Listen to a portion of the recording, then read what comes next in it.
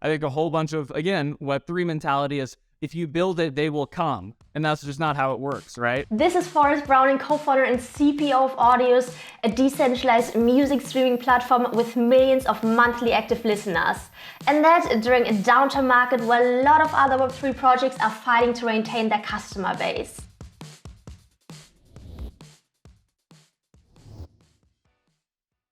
Thanks so much for being here today, Forrest. Let's dive right in. Creating a consumer app for the masses comes with a lot of challenges. What is the biggest challenge you face building Audius?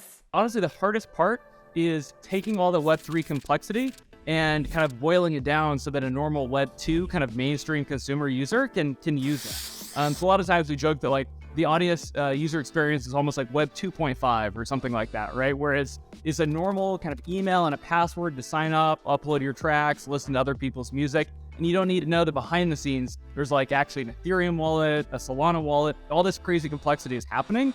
But that's basically abstracted away from you as an end user. And that's how we're able to get to 5, 6, 7 million monthly active users like we have right now, is because most of our audience doesn't even know that crypto's involved. So based on your experience, what do you view as the biggest barriers for the everyday consumer to interact and use Web3 products? Yeah, I always take, I joke about my parents to illustrate an example here. So my parents still use AOL email. They're boomers. They still use AOL email. They sign in, they check their email, and it works. And they have no intention of changing because, frankly, they don't give a damn if behind the scenes is Postgres or MySQL that AOL is using to store their email. I don't give a shit. Right? Like it's the tech as a means to an end in the best way possible. And so I think there's a whole lot of Web3 people that kind of enjoy the fact that there's this gatekeeping or complexity to use a product. And that's just insane. That's never worked before in the history of technology. I don't know why the hell people think it will today, right? Like if you've ever had the terrible, unfortunate experience of downloading MetaMask, I mean, that's awful. There's not a single Web2 product that anyone's ever used that's more complicated than MetaMask. And so I think that's just, I don't know, to me, it's kind of insane to think that people are going to write down 24 magic little words and memorize it and send it back to their laptop. It's insane. That's not how normal people work. And so I think it's on us as the technologists to come up with easier ways to abstract away that complexity. I honestly think there's just a whole lot of fear of this mentality of playing with live ammo, so to speak, right? Like there's no undos, there's no takebacks. There's a whole bunch of safety rails that have been built into the mainstream finance system, as well as, frankly, web user experience, right? Like you can do a chargeback on a credit card, or you can email support to undo an order if you accidentally hit purchase. Like there's all sorts of things that we've built into normal mainstream commerce that have not come into Web3. And so that's fun and cool for the 1% or the 5% early adopters. But if you want to get in the middle of the bell curve, kind of the mainstream audience, I think it's on you as a product developer or as a technologist to build things that are friendly to the end user. Adding on to that, what would you advise founders then to focus on during the product development to ensure a seamless customer journey? Yeah, I mean, I would really think about this fundamentally from a funnel sort of mentality. And that's something that Web2 consumer developers always think about, less so with Web3. And what I mean by that is that it's kind of crazy to spend as long working on some buried setting in some sub-menu of your app as it is to people spend as long on that as they will on the sign-up flow. And if you think about it as a funnel, it's this upside down pyramid, right? And the whole point is that for every 1,000 people that come to the website, you're probably only going to get 5 people on that settings page. And so you should probably spend, proportionately more time on the sign-up flow than you do on that settings button. And so that's just the best way to think about these sort of things, is that from the very, very beginning, those first user experiences need to be by far the best in your app if you want people to continue to use it. And then once they've already been using the app for days or weeks, it's okay if it's a little clunky in that settings menu because they've already onboarded and they've already committed to using the product. Where a lot of Web3 projects dream of onboarding the masses, it's only a few that have been successful in finding true product market fit and reach such a broad user base. What do you think most Web3 projects get wrong? The best way to do that with any industry is to throw things at the wall and see what sticks, right? It's experimentation, and it's fast, rapid iterations of concepts and of features. And the only way you can do that is if you have a big enough top of the funnel, right? You need hundreds of thousands or millions of users playing around with a product or playing around with a piece of technology to figure out what works. And the problem is right now, there's only so many people that are willing to use MetaMask or use these kind of like primitive Web3 technologies. And so what you end up doing fairly quickly is you get into this echo chamber where you're only targeting, a few 100,000 people at most. And beyond that, it's not getting new bodies or new users to interact with the product. Today's episode is brought to you by Talent Protocol. Talent Protocol is the Web3 professional platform for high-potential builders. Create a Web3 resume to make meaningful connections and to unlock access to scholarships and work opportunities. Talent Protocol is a community with a mission to help the next generation of talented builders to achieve fulfillment and success. Sign up today with the link below and receive $50 worth of TAL tokens when you complete your profile. So what do you think are less obvious reasons why Audius found product market fits? We built connections in many cases, right? Like this was cold emails, cold DMs, and you can just go down the roster of a management label. You could think about, emailing, in our case, like the power users of a product we're trying to displace, like SoundCloud, at least in the beginning. And you could just be like, hey, I'm working on a new product. We're trying to make your user experience better. Do you want to hop on a call for 15 minutes and tell me what's wrong right now with your user experience? And oh, by the way, I'll give you a $5 or a $15, PayPal gift certificate. If you send that email to 100 power users, I guarantee you 5 respond. And if 5 respond, at the end of each one of those interview calls you set up, you're like, hey, do you have a friend I should talk to? Now 5, turns into 10, turns into 20. It's not rocket science. It's just grinding it out. And a lot of people don't like doing that. Before we dive deeper into Audius, based on your experience, what advice would you give to young founders when starting from scratch? The best way that I found to think about this is, in many cases, you will have crypto folks that love the math, they love the complexity, they love the technology, and they will go and write some white paper or write a whole bunch of code for this idea that they have. And then once it's written, they'll come out of the basement and run around trying to find, problems that they can solve with their technology, which is fundamentally the wrong way to think about things. You need to start with the problem and then come up with a solution rather than having a solution and then trying to force it into problems that don't really exist. And this is a common problem. It's not a Web3 thing. This is a Web2 problem as well. You can go to like Hacker News on Y Combinator. It's nothing but, kind of disgruntled FANG employees that have a normal 9-to-5 job working at Facebook. And then on the side, they write a whole bunch of code for a year. And then they try to, get somebody to use the product. That's not how it works, right? And of course, it always ends in misery and despair. Instead, what you probably want to do is start from having a deep knowledge of the problem, have users that are telling you, yes, we would like to use whatever you come up with because this is such a painful problem. And then you go and build the technology. And as you build the technology, you talk to those people and ask them, what do you think about this? What do you think about that? And that's what we did with Audius, right? We had kind of these deep relationships in the music industry among creative, artists and producers and things like that. And so at every step of the way, from the very first day, we were involving those folks as advisors, as consultants, getting their feedback. And this was, again, day one at the company. Before any money had been raised, before a single line of code had been written, we had dozens of artists that were willing and waiting to use the product when we built it and give feedback, even on the initial designs and mock-ups. And that's the way you have to think about these things, rather than us spending 2 years coding and then hoping that somebody uses it. Going a little bit back, when you started out with Audius, how did you guys onboard the first batch of artists?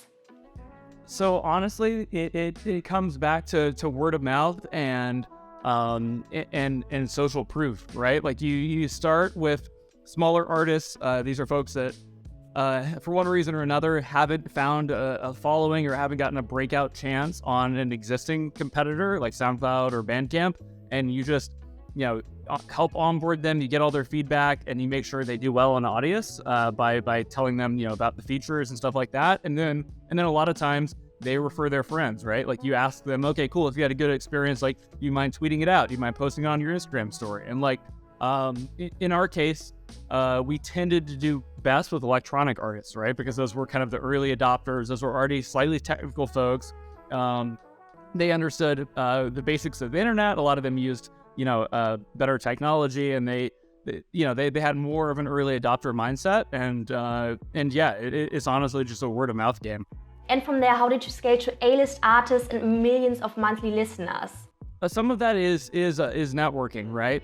Where you're talking to a second tier or a third tier artist, and you're like, okay, cool, you had a great experience. Like, tell your manager, right? And then you talk to the manager of that artist, and that manager happens to also manage an A tier artist or a top tier artist, and they're like, cool, I'll try it out with that artist. And that's honestly just how it works. It's if people have a good enough experience on your product, they will tell friends, they will tell their boss, they will tell their manager, and then that manager many times knows other even more famous people. And so it really is a word of mouth game. This episode is brought to you by Lens Protocol. Lens Protocol is a Web3 social graph designed to empower creators with full ownership and control over their content and community. Lens isn't a social media app, it's a protocol that lets Web3 social apps thrive through its open source tech stack. When you create content on Lens, you own it, you control it, you take it from app to app, and you decide how it's being monetized. While Lens might just be the last social media handle you will ever need to create. What has been one thing you guys did at Audius that created way better results than you expected? I think a lot of it has been within the product calls to action to do social actions. So what I mean by that is, like, after you upload your first track, like your first song to Audius, there's a big button that says tweet this out to your fans. And if you click that, it's pre-filled as like, hey, I just uploaded my first track on @Audius, listen here. And it's one of those things where, like, again, the Web3 mentality is like, we don't want to be too pushy with marketing. But like the Web2 mentality is the opposite end of the extreme. Like some of those old apps would have it so that you'd download the app and it would immediately like ping your contact list and start spamming out everybody, right? That's obviously too extreme. But the other extreme of like, we're never going to push anybody to tell anybody else is also great. So there's a middle ground. And in our case, it was not pushy, but it was just like, hey, if you enjoy Audius, tell your fans, and then you'll get more listeners, more reposts, more favorites. Like, you'll get more social interaction if you tell your fans to come check it out on Audius. And that works really, really well.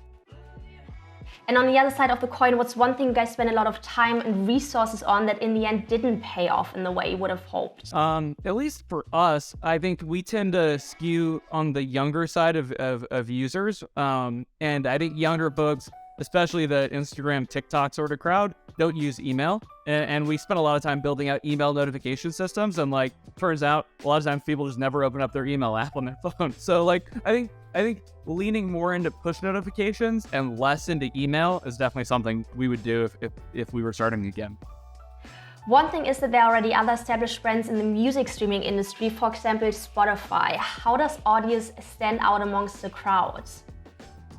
Just to kind of clarify there, I think importantly, we in absolutely no way are competing with Spotify. And that's because it's a great question, but it's worth kind of clarifying. So Spotify is frankly a fantastic product if you want to listen to the latest Ariana Grande or the latest Justin Bieber, kind of the mainstream top tier Billboard kind of stuff. Like Spotify is great.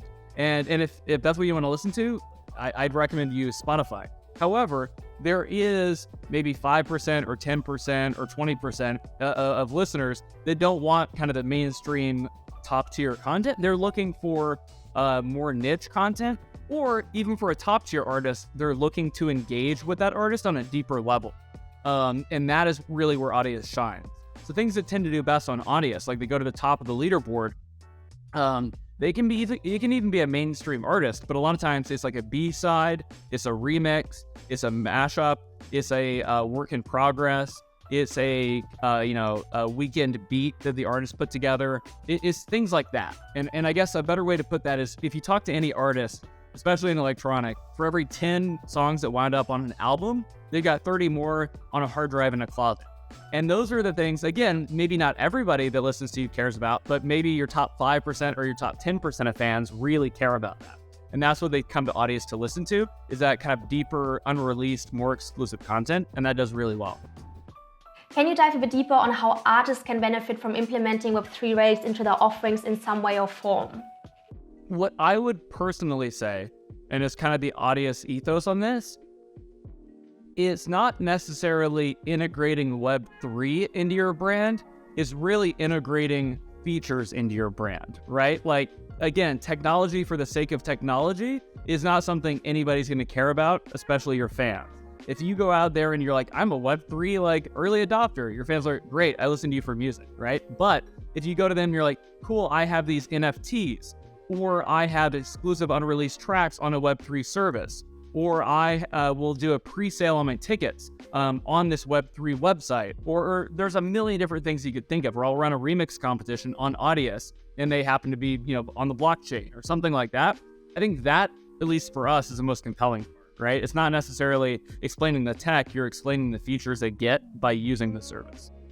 How do everyday consumers perceive the benefits of Web3 incentive structures, and is that enough for them to go through certain loops? Absolutely.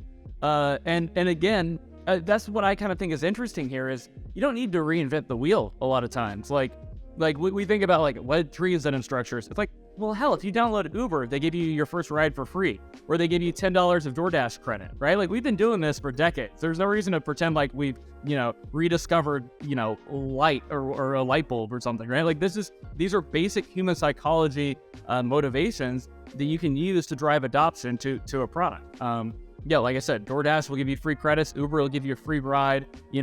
Some dry cleaning service will give you your first shirt dry cleaned for free. Like these are the exact same things that you can just transpose into Web3. And so what I mean by that is you could be like, if you want to come and do like a promoted post to your followers, maybe your first one is free, and then after that the network requires that you pay some amount of money. Or if it's like, sign up for Audius and get a few, maybe like the network gives you a few tokens to tip their favorite artists for free at the beginning. But then after that, they have to put in money. Like these are just basic things to let people experiment and understand the features. And yeah, I think this has been working for decades, and I don't see any reason why it wouldn't work for Web3. I think importantly, you just have to frame it in terms of what do I get out of this, not how is it working behind the scenes. In the same way that when you use DoorDash, you have no idea if they use Postgres or MySQL to store the credits. You just care about the free food. Yeah. What is, in your view, an unfair advantage that Web3 gives over Web2 to target and interact with users, which founders should definitely leverage more? I think a lot of it comes down to transparency and unit economics. And there's a whole lot to unpack there, but short answer is I think by adding transparency and making it so that there's this legitimately direct interaction between artists and their fans, I think both sides of that marketplace are happier. Fans know that when they give money to a service or when they sign up for something, they understand that essentially almost all of that money is going straight to the artist, and they can track where that money goes. It's not just going into these black boxes that maybe get paid out to their artists. Like they know, on Audius, for instance, it's 90% of the money goes straight from the fans to the artist, and 10% goes to the people that are hosting the content. But they can know, okay, if I pay $10 to my favorite artist, they get $9 of that, and $1 goes to the hosting cost, but $9 goes straight into their pocket, and immediately too. It's not one of these cases where, I paid $10 and like maybe in a year and a half, my favorite artist will see $3 of that. And I know that sounds like hyperbole, but that's actually how the existing system is. It takes 12 to 18 months to get paid, and it'll be like pennies on the dollar of what you paid to your favorite artist. So I think that's great from the fan side. And then from the artist side, they get all the analytics, all the data. They can see where their fans are. There's not like any gatekeeping by a middleman being like, we don't want you to know about your fan base or anything. Anything the protocol knows, the artist knows. So there really is that transparency and that trust kind of built in at a fundamental level. To close it off, what's your big goal for Audius in the coming 3 to 5 years? So I think ideally in 3 to 5 years, you could see a whole lot of artists making a lot more money in new and interesting ways. I think the ideal 5-year vision for Audius would be essentially Patreon for musicians, where all of a sudden, in addition to making money from their Spotify streams, in addition to concert tickets, they're making a large chunk of their revenue by essentially selling things to their super fans. In the same way that like a YouTuber or a podcaster might have a Patreon where the top 1% or top 5% of their fans subscribe and they make most of their money from that, we'd love to see that on Audius, where the top 1% or 5% of your fans subscribe to a monthly subscription and they get access to exclusive stuff that you produce for them. And I think, the unit economics of that are really, really compelling. You can make a whole lot of money with a very small amount of super fans. And so, giving artists that freedom and that extra earning potential, I think would be would be massive, and I think it would really help out a lot of people that frankly are feeling pretty squeezed right now by the the streaming rates and things like that. Thanks so much for tuning in today, guys. If you have any guests you would like to see in our show, don't forget to drop their names in the comments below.